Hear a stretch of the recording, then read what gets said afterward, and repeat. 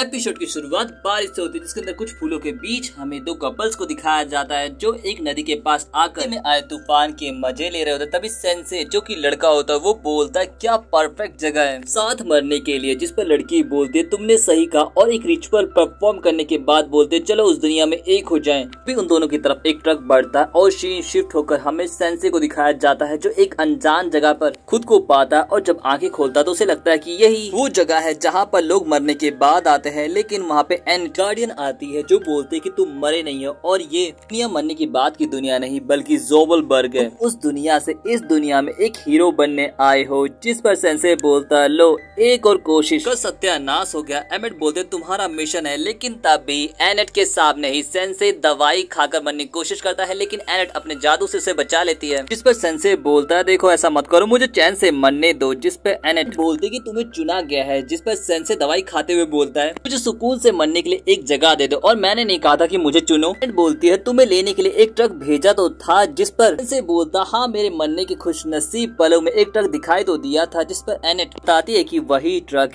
उस दुनिया को इस दुनिया से जोड़ता है, जो भी उससे टकरा कर इस दुनिया में आता है उसे दूसरा मौका दिया जाता है। यहाँ पर सेंसे दवाइयाँ खाना जारी रखते हुए एनेट के पास पहुँचता है और बोलता है कि तुम्हें ये फैसला किसने करने को कहा कि किसको कहाँ रहना चाहिए और कौन दुखी है। तुम ऐसे ही किसी की लाइफ का फैसला कैसे कर सकती हो। ये बंदा अपनी परेशानियों की वजह से सुसाइड करने वाला था, लेकिन जरूर ही अपने स्टेट्स देखकर जरूर अपना इरादा बदल देगा। लेकिन एनेट को यहाँ पर पता चलता है कि उसके अंदर कोई पावर नहीं है और साथ में बॉडी में जहर भी है जिससे वो जल्द ही मर जाएगा। अब एनेट को समझ में आता है कि ट्रक ने गलती से गलत इंसान को ले आया। एनेट बोलती है मैंने इतना कमजोर एडवेंचरर कभी नहीं देखा। जिस पर सेंसे बोलता अच्छा तो मैं चलता हूँ। एनेट बोलती यहाँ की दुनिया काफी खतरनाक है, तुम मेरे साथ यहीं पर रुक जाओ और मुझे ये बताना है कि तुम गलती से यहाँ पर आए हो। जिस पर सेंसे बोलता अब ये लग रही है ना मेरी लाइफ, मेरा तो दूसरी दुनिया में भी जाकर कुछ नहीं हो सकता, मैं वहाँ पर भी एक हारा हुआ इंसान ही रहूंगा। जिस पर एनेट बोलते तुम समझ नहीं रहे, तुम बाहर जाते ही मारे जाओगे। सेंसे बोलता मेरी चिंता मत करो, वैसे भी मैं एक अच्छी जगह सिर्फ मरने के लिए ढूंढा। फिर हमें एनेट का पास दिखाया जाता है जिसके अंदर वो काम कर करके थक गई होती है। दूसरे की तारीफ जो एडवेंचरर्स आए होते हैं उनकी तारीफ करके वो पक चुकी होती है, जिससे वो बिल्कुल निराश हो चुकी होती है। तभी सेंसे बाहर जाने लगता है। एनेट बोलते कम से कम अपने एक प्रोफेशन तो चुन लो। जिस पर सेंसे बोलता है मैं पैदाइशी लेखक हूँ और सेंसे वहाँ से निकल जाता है। बाहर जाते ही सेंसे को अनाउंसमेंट सुनाई देती है कि लेवल 2 पर एडवेंचरर पहुंच चुका है। लेकिन वहाँ पर पहुंचते ही देखता है कि एक पेड़ लड़की को खाने वाला। तो लड़की मदद के लिए जब सेंसे से कहती है तो वो बोलता है क्या मैं तुम पे एक नॉवल लिख सकता हूँ।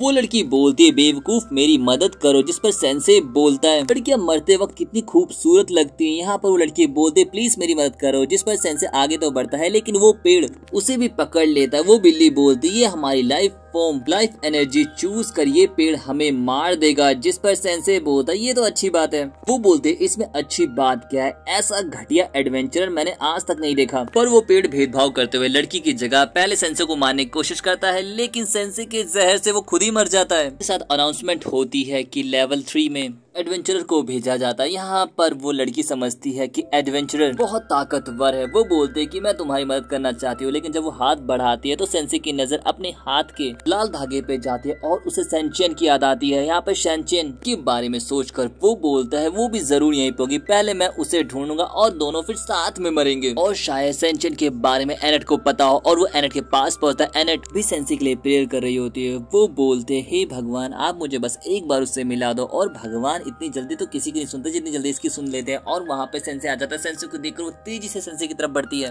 तभी तामा बीच में बोलते कि हम लोग यहाँ पर क्यों आए हैं। सेंसे के साथ लड़की को देखकर एनेट को झटका लगता है। तभी सेंसे एनेट से पूछता है क्या यहाँ पे सेंचियन भी आई है। को लड़की के बारे में सुनकर एनेट को दूसरा झटका लगता है।